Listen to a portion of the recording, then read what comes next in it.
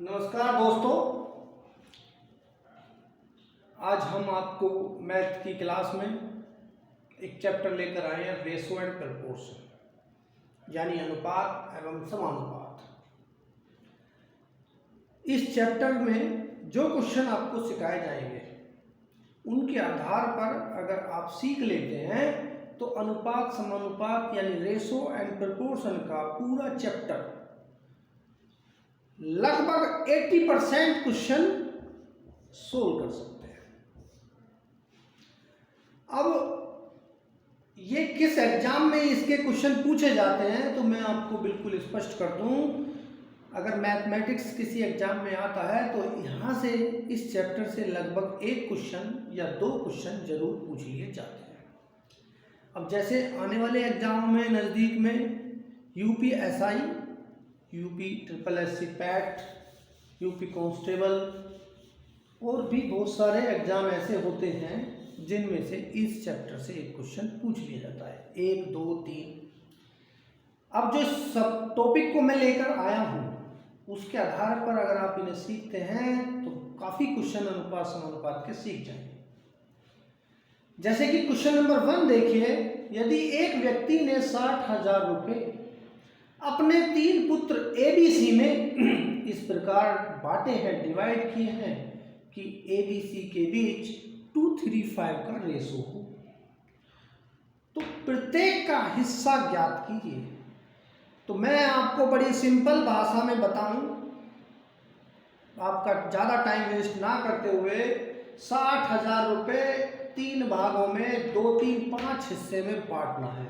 ए को 2 हिस्से, बी को 3 हिस्से, सी को 5 हिस्से मिलने वाले हैं, तो टोटल 2, 3, 5 और 5 10 हिस्से का अमाउंट है 60,000। तो आप कुछ मत कीजिए, 60,000 रुपये 10 हिस्से का अमाउंट है तो एक हिस्से का मान निकाल लीजिए, वो कितना आ गया 6,000 रुपये। जब ए का मान है 2 हिस्से तो 6 दूनी 12,000 रुपये तो मिल जाएंगे ए को।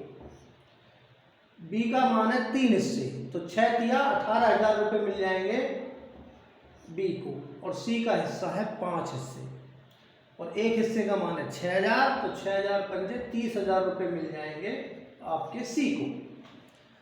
अब हमने क्या किया, आगे इसी क्वेश्चन के आधार पर 60,000 रुपये की राशि अगर इस प्रकार ना बांट करके इस प्रकार बांटी गई हो कि ए का आधा, बी का तिहाई और सी का 5वां हिस्सा बराबर हो, तो प्रत्येक का हिस्सा बताओ। तो जरा जानिए, अगर आपने यहाँ पे इसकी कोई भी वैल्यू, जब ये तीनों बराबर हैं तो किसी एक वैल्यू के बराबर रख सकते हो। तो यहाँ से ए की वैल्यू, जब ये दोनों a/2 के इक्वल रखा जाएगा तो ए की वैल्यू क्या आ जाएगी 2k। ऐसे ही बी की वैल्यू, ए की वैल्यू आ जाएगी 2k, बी की वैल्यू 3k और सी की वैल्यू 5k। अब तीनों जगह के की अगर मैं डिवाइड कर दूं तो रेशो में कोई फर्क नहीं पड़ता है, तो वैल्यू क्या आ गई, ए की वैल्यू 2k थी, बी की वैल्यू 3k थी, सी की वैल्यू 5k थी। मैंने k डिवाइड कर दिया तो ए बी सी का रेशो क्या आ गया 2:3:5। अब आप जान लीजिए ये क्वेश्चन पहला ही नहीं बन गया, और पहले का सॉल्यूशन भाई 10 हिस्से का मान 60,000, एक हिस्से का मान 6,000, 6 दूनी 12, 6 × 18, 6 पंजे 30,000 रुपये हो जाएंगे। अब अगर मैं इसी क्वेश्चन के आधार पर ये बात कहूँ कि ये 60,000 रुपये एबीसी में 2:3:5 या a/2, b/3, c/5 के हिसाब से ना हो करके इस प्रकार बांटे गए हो कि ए का 15 गुना, बी का 10 गुना और सी का 6 गुना बराबर हो, तो इनकी वैल्यू ए बी सी की क्या क्या होगी। क्वेश्चन नंबर 3 है, तो यहां पर आप जानो 15, 10 और 6 ए बी सी के साथ मल्टीप्लाई में है। अगर ये डिवाइड में होते तो मैं जो डिवाइड में वैल्यू होती ए बी सी का वही रेशो हो जाता। तो अब मैं यहाँ से ऐसा कुछ करूँगा जिससे ये 15, 10 और 6 तीनों हट जाएं। अब हटाने के लिए 15, 10, 6 इन तीनों का ले लीजिए एलसीएम, जो कि है 30। अब आप 15 दूनी 30, 10 तिया 30, 6 पंजे 30, ए का आधा, बी का तिहाई, सी का 5वां हिस्सा बराबर हो, तो ये क्वेश्चन कौन सा बन जाता है? ये क्वेश्चन बन जाता है दूसरा। और इसको मैं क्या लिख सकता हूँ? ABC का रेशो हो जाएगा 2, 3, 5। तो ये क्वेश्चन पहला बन गया। अब 60,000 रुपये को अगर मैं 2, 3, 5, 10 हिस्से में डिवाइड करूंगा तो एक हिस्से का मान 6,000, 6,000 दूनी 12, 6 तिया 18, 6 पंजे 30,000, 12, 18, 30,000 ABC की वैल्यू हो जाएगी। अब इसी आधार पर आगे देखिए, मैंने क्वेश्चन नंबर 4 लिया है। क्वेश्चन नंबर 4 क्या है? वही बात है, लेकिन ABC का रेशो में उसने AB का रेशो दिया 2, 3, PC का रेशो दिया 3, 5। तो अब हमें चूंकि 60,000 रुपये हमारे पास है और ABC में डिवाइड करने, तो जब डबल रेशो दिए होंगे तो हमारा सबसे पहला काम होना चाहिए कि हमें एक रेशो बनाना है। एक रेशो बनाने के लिए एक मेथड मैं बता रहा हूँ, मेथड बहुत सारे हैं। जैसे AB का रेशो है 2, 3, तो आप AB के नीचे 2, 3 लिख दीजिए। BC का रेशो है 3, 5, तो BC के नीचे 3, 5 लिख दीजिए। अगर बीच में बराबर होता है ये, तो कुछ मत कीजिए, 2, 3, 5 तीनों का रेशो आ गया। लेकिन कई बार ऐसा हो सकता है ये बराबर ना हो, तो मैं एक मेथड और बता दे रहा हूँ जो सब में लगेगा। आप ध्यान दीजिए, यहाँ 2, 3 ये जगह खाली पड़ी है, तो जैसे आप इधर को जा रहे हो तो लास्ट में यहाँ पे जो भी हो 3 है वही आगे बढ़ा सकते हो। अब मैं देखो इसे दूसरे तरीके से बताया,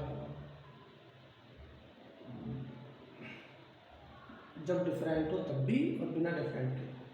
ये कहाँ से आ रहा था? इधर से आ रहा था, तो इससे पहले जो होगा वो यही होगी जो नंबर यहाँ लिखा हुआ है। यानी आगे बढ़ना है तो जो लास्ट में हो उसे आगे बढ़ा दो, जो पीछे जाना है तो जो इधर लास्ट में हो उसे आगे बढ़ा दो। अब गुना अगर इनकी करते हो तो 2 तिया कितना आएगा? 6,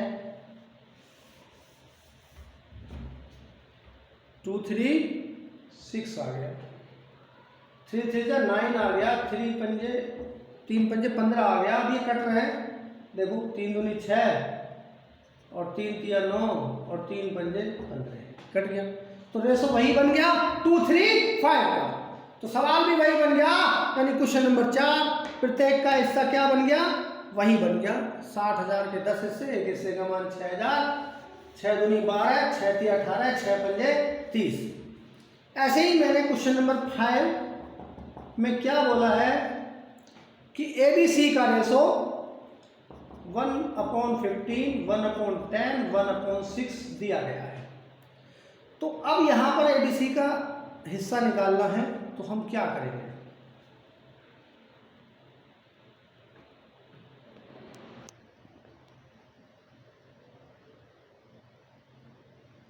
आगे देखिए, क्वेश्चन नंबर 5 जो हम दिखा रहे थे, ABC का रेशो है 1/15, 1/10, 1/6।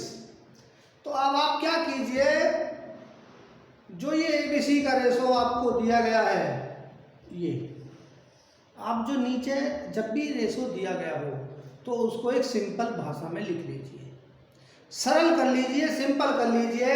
तो इस तरह के क्वेश्चन में जब ABC का रेशो दिया हुआ है 1/15, 1/10 एंड 1/6, तो उसको सिंपल बनाने का ढंग क्या होता है?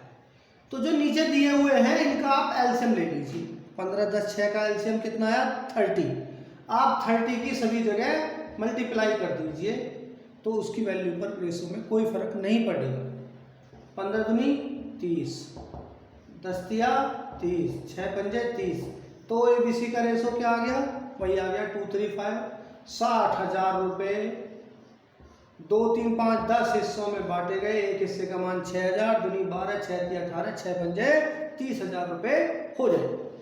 क्वेश्चन नंबर 6 देखिए, 1/A, 1/B, 1/C की वैल्यू है 15, 10 एंड 6। तो यहां पर जब रेशो उल्टे करके दिए हों तो आपने अगर सीधा बनना है तो इसको आप वापस बना देंगे क्वेश्चन नंबर 5। ये अगर मैं सीधा करूंगा तो ये ABC बन जाएगा, ये 1/15, 1/10, 1/6 हो जाएगा और इसका भी वही आंसर हो जाएगा। आगे चलता हूं मैं क्वेश्चन नंबर 7 की तरफ। अगर क्वेश्चन में ऐसे दिया गया हो 3A = 2B और और 5b बराबर 3c। तो 60,000 रुपये को ABC में बांटो। तो यहाँ पे कैसे बांटेंगे, आप ABC लिखो और यहाँ पर 3A बराबर है 2B, ये B उधर ले जाओ, 3 उधर ले जाओ, तो A/B बराबर हो जाएगा 2/3। तो यहाँ पर AB के बीच में 2-3 का रेशो आ जाएगा। ऐसे B/C हो जाएगा 3/5, यानी 3-5 का रेशो आ जाएगा। वही ABC का रेशो क्या हो गया, 2-3-5, यानी क्वेश्चन का आंसर वही। अब इन क्वेश्चनों के आधार पर मैंने सारे क्वेश्चन बताने की कोशिश की है। इसके अलावा भी मैं 1-2 क्वेश्चन आपको बताना चाहूँगा। Question number 8, 9, 10। 8, 9, 10 को आपने कैसे सोल्व करना है जरा जानिए।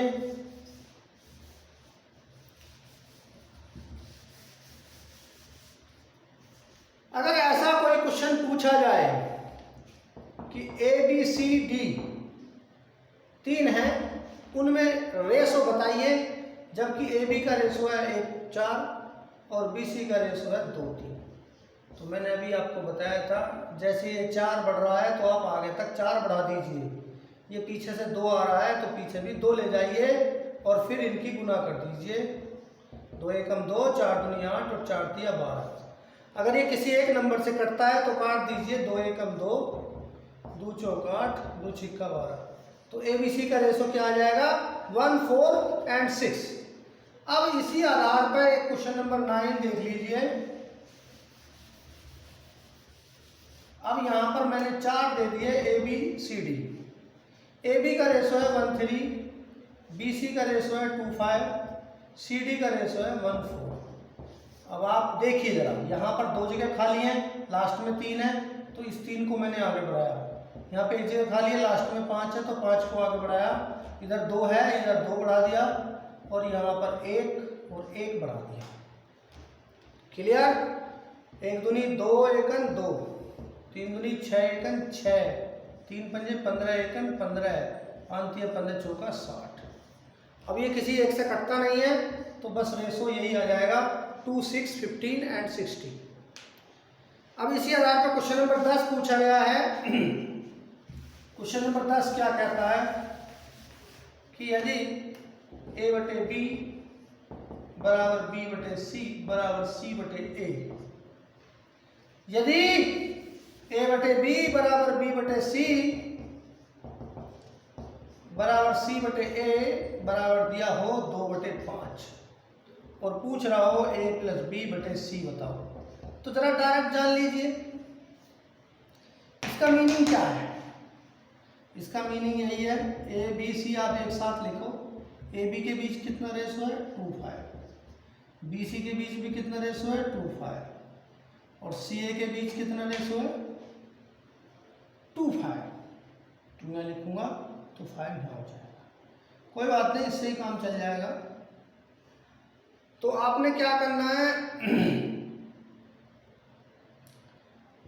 ये 5, ये 2 बढ़ा दिया, 2 दूनी 4, 5 दूनी 10, 5 पंजे 25, 4 10 25। A की जगह आप 4, B की जगह 10 और C की जगह 25 लिख दीजिए, 14/25। ये तरीका सही नहीं है, फिर भी मैं इस तरीके से करने की कोशिश कर रहा हूँ।